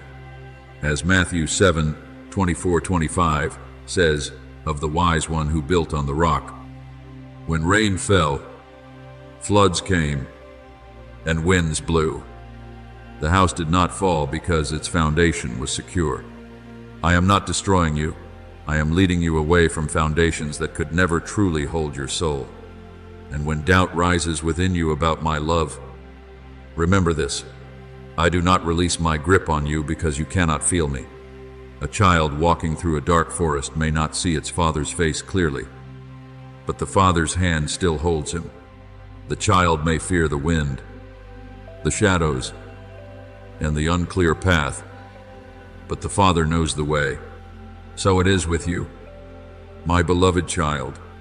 There are paths you cannot walk alone, not because you are worthless, but because you were never created to walk apart from me. Do not fear, for I am with you. Isaiah 41:10 declares, I am not watching you from a distance as you stumble forward. I walk beside you, holding your hand more firmly in the very moments you feel abandoned. I know there are days when you look back on your life and see only marks of failure. You remember clearly the times you chose wrongly, spoke wrongly, trusted wrongly, fell, stepped back, hurt others, or were hurt yourself. You gather those memories and write a verdict over your soul. I am no longer worthy to begin again. But that is not my voice over you. You are not the sum of your failures. You are not the report of your mistakes. You are not a page that must be discarded because of ink stains. You are my child, and grace is still writing your story. The Lord's mercies never cease. His compassions are new every morning. As Lamentations 3:22-23 declares, if my mercy is new every morning, then you are never meant to be imprisoned in yesterday. Remember Peter, who once boldly declared that even if others denied Jesus, he would not. Yet, in the night of testing, he denied his Lord 3 times. The rooster crowed, and his heart broke. If the story had ended there, he might have lived forever under the shadow of shame. But I did not allow his failure to have the final word. After the resurrection, my son met him by the sea, not to crush him with accusation, but to restore him with a question, do you love me? And then he entrusted him again, feed my sheep. I did not deny Peter's fall, but I also did not let that fall define him, where he saw an ending. I made a beginning, so do not use your past failures against what I am restoring in you. Some things require repentance. Some consequences must be faced, and some lessons must be learned in humility. But none of these have the authority to declare that my grace has expired. Romans 8:1 declares that there is now no condemnation for those who are in Christ Jesus. I have not called you into freedom so that you would continue to bind yourself with what I have already forgiven. I have not healed your wound so that you would reopen it daily and call it truth. The truth is not that you have never fallen. The truth is that my mercy is deeper than the place you fell, and my hand is strong enough to lift you from every depth. Every mistake, when brought into my light, can become a new layer of soil for growth. It is no longer a grave for hope, but a place where you learn humility, discernment, deeper love, and dependence on me instead of your own strength. I can use even the pages you once wanted to tear away to reveal the deeper ink of grace. I can turn scars into testimony, tears into wisdom, and painful memories into compassion for others who are stumbling. Behold, I make all things new. As Revelation 21:5 declares, I do not only renew the parts of you that still look beautiful to your eyes, I also renew the parts you once believed could never be restored. My beloved child, stop counting failures as though they were evidence against yourself. Begin instead to count the times I have preserved you, the times you thought you would not make it but were still lifted up. The times tears fell, but your heart did not die. The times you lost your way, but still heard my voice, calling you back. You are still here not because you are perfect, but because my grace is still at work. You still long for me, not because you are strong, but because my spirit is still breathing within you. You still have the ability to begin again, not because your past was light, but because I am greater than your past. So let me take your hand through this dark forest. Do not fear silence, even in silence. I am guiding you. Do not fear loss, even in loss. I am revealing foundations that cannot be taken away. Do not fear past mistakes, in repentance and grace. I can turn them into places where my light shines even more brightly. You are not defined by the red marks of your life. You are defined by the love that called your name before you even knew how to call mine, by the mercy that lifts you each morning, and by the hand of your Father that has never left you. Keep walking, my beloved child. I am here, and in my hands, even what you call broken can become the beginning of a deeper, truer, more radiant life in my everlasting grace. My beloved child, do not close the book of your life just because a few pages were soaked with tears. Do not look at one dark season and conclude that your entire story has lost its beauty. You see ink smudges, pages you wish you could erase, decisions that still ache when remembered, but I see with the eyes of the one who knows the end from the beginning. I see new lines being written by grace. I see broken pieces being placed back into order through the wisdom of your Father. What you call chaos may be where I have already begun to rearrange your life. What you call failure may become the ground where I plant new life. All things work together for good for those who love God. As Romans 8:28 declares, not because all things are good, but because nothing is beyond my redeeming power. I am not surprised by what makes you blame yourself. I have seen your steps before you understood their consequences. I have seen the moments when you wanted to choose rightly, but weakness within you pulled you down.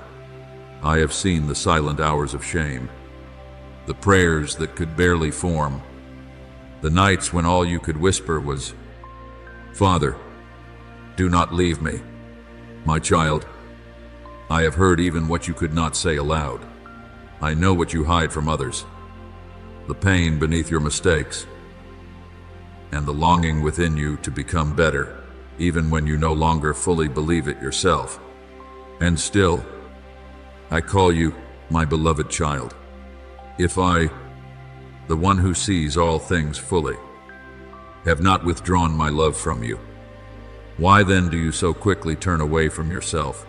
You often see yourself through your weakest moment, while I see you through my covenant of love. You take a single fall and turn it into the name of your whole soul. But I take grace and rewrite your identity. Behold, I make all things new.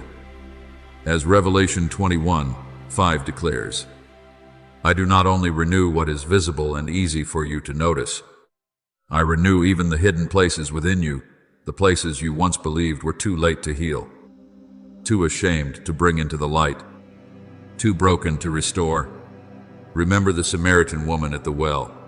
She came at midday, at an hour when few would be there, because her life had grown used to judgmental eyes and whispered accusations. She carried a story marked by brokenness, unfinished relationships, and a thirst that no earthly water could satisfy. Yet my son was already waiting for her there. He did not begin with condemnation. He began with encounter. He spoke to her about living water, the kind that makes the soul never thirst again. And that woman, once avoiding everyone, returned to her town and became a witness of the one who knew her entire story and still did not reject her. Do you see? The place of her shame became the beginning of her testimony. What she tried to hide became the very place I touched. And from there, light spread to many. Your past is the same. My beloved child, it is not a final verdict in my hands. It can become a classroom of transformation, where you learn humility, discernment, compassion, and deeper dependence on me. What once wounded you can become the gentleness you use to lift another person. The scars on your soul do not need to be signs of shame. Under my light, they become evidence that you passed through fire and were not consumed, that you fell but were not abandoned, that you wept but were never forgotten. Psalm 56:8 says that I number your wanderings and collect your tears in my bottle. Not a single tear you have shed in secret is overlooked by me. Therefore, do not despise yourself anymore. Do not let sin turn you into one who constantly hides in the shadow of self-condemnation. True repentance does not push you away from me, it brings you back into my mercy. Shame says, Hide yourself. You are no longer worthy. But grace says, come closer, so you may be cleansed and begin again. 1 John 1:9 declares that if you confess your sins, I am faithful and just to forgive you and cleanse you from all unrighteousness. I do not call you to hide your wounds beneath a mask of false righteousness. I call you to bring them to me so that the healing oil of my Spirit can reach the deepest places. Do not hide hands that have once trembled. Lift them before me, not to prove your innocence, but to receive forgiveness. Do not turn away from past wounds. Place them in my hands, for only what is brought into the light can be fully healed. When you allow me to touch your pain, it will no longer bind you to yesterday. It will become a testimony that I can turn ashes into beauty, mourning into joy. As Isaiah 61:3 promises, what once made you bow your head will become the place where you learn to lift it again in grace. My beloved child, your story is not finished. The dark pages do not have the authority to close the book I am still writing. Let me continue writing it with light, with mercy, with a restoration greater than what you believed you deserved. You are not the sum of your failures. You are living proof that my grace is still at work, that my love still seeks, and that the hand of your Father still lifts up what the world calls lost. Step out of the shadows. Bring your past into my presence, and you will see this. What once was a chain will become a song of freedom. What once was a wound will become oil of healing, and your life will testify that, in my hands, nothing surrendered to grace is ever wasted.